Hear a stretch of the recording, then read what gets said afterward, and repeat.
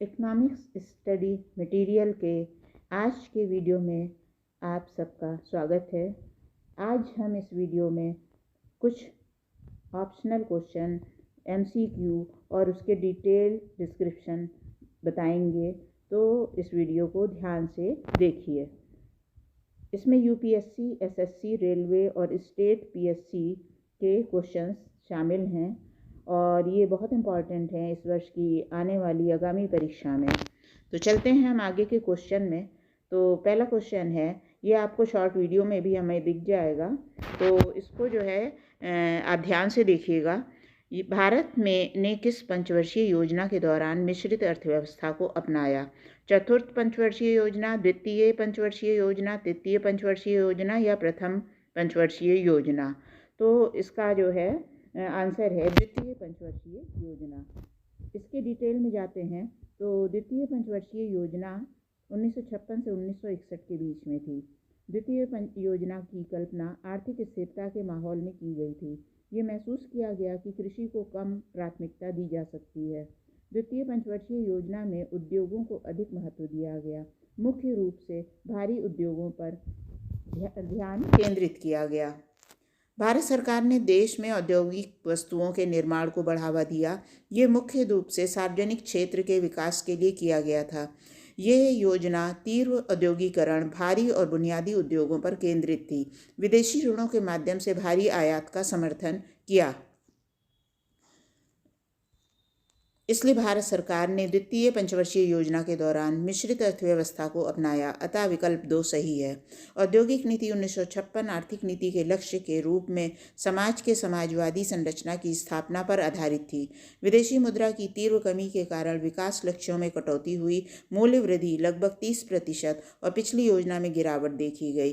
द्वितीय पंचवर्षीय योजना केवल मामूली रूप से सफल रही।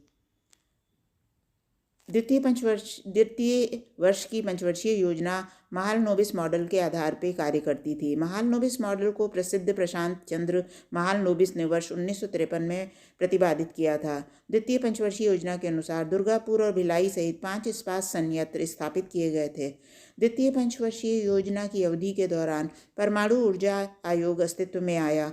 आयोग की स्थापना वर्ष 1957 में हुई थी। इस अवधि के दौरान Tata institute of fundamental research का जन्म हुआ। मेरे इस चैनल को सब्सक्राइब करिए, लाइक करिए और बेल आइकन को प्रेस करिए। नेक्स्ट क्वेश्चन है, मुद्रा के मूल्य से तात्पर्य है मुद्रा के माध्यम से खरीदे गए स्वर्ण से, मुद्रा की क्रय शक्ति से, मुद्रा की मांग से, उपयुक्त में से एक से अधिक, उपयुक्त में से कोई नहीं। आंसर है मुद्रा की क्रय शक्ति से। अब डिटेल आंसर में आते हैं। मुद्रा क्या है? मुद्रा विनिमय का एक सक्रिय माध्यम जिसमें सिक्के और बैंक नोट होते हैं। इन दोनों वस्तुओं को एक साथ लिया जाता है। मूल्य स्तर एक अर्थव्यवस्था में सभी वस्तुएं और सेवाओं की कीमतों का औसत है। पैसे का मूल्य वो है जो पैसे की एक इकाई खरीद सकती है या वस्तुओं और सेवाओं पर पैसे की क्रय शक्ति। नतीजतन शब्द पैसे का मूल्य पैसे की एक इकाई और वस्तुओं और सेवाओं के बीच की कड़ी को संदर्भित करता है जिसे इसके साथ खरीदा जा सकता है।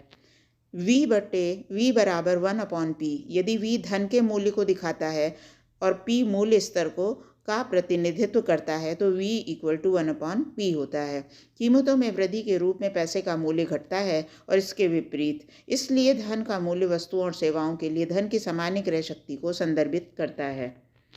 क्वेश्चन 3, बिहार बजट 2022-23 के अनुसार कृषि और संबद्ध गतिविधियों के लिए कितनी राशि आवंटित की गई है? तो इसमें पहला है 3,784.31 करोड़, दूसरा है 584.31 करोड़, तीसरा है 7,712.30 करोड़, चौथा उपयुक्त में से एक से अधिक, पांचवा उपयुक्त में से कोई नहीं। आंसर इसका सही है 7,712.30 करोड़ रुपए।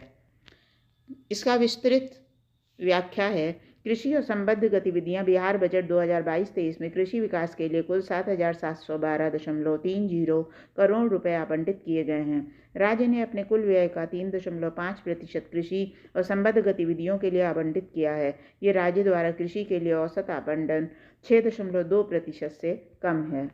राज्य भर में हर खेत तक सिंचाई का पानी लागू करने के लिए 600 करोड़ रुपए का प्रस्ताव किया गया है। ऊर्जा विभाग के लिए 11,475.97 करोड़ रुपए प्रस्तावित है। जल संसाधन विभाग के लिए 4,310.57 करोड़ रुपए आवंटित किए गए हैं। पशु और मत्स्य संसाधनों के लिए 1,589.69 करोड़ रुपए आवंटित किए गए हैं। सहकारिता विभाग के लिए 1,286.31 करोड़ रुपए आवंटित किए गए हैं। वीडियो को देखने के लिए आपका धन्यवाद। इसी तरह मेरे चैनल पे बने रहिए। आगे के वीडियो इससे भी ज़्यादा शिक्षाप्रद होंगे। वीडियो को लाइक करिए, सब्सक्राइब नहीं किया है तो सब्सक्राइब का बटन दबाइए और नोटिफिकेशन जो है उसका बेल प्रेस कर दीजिए।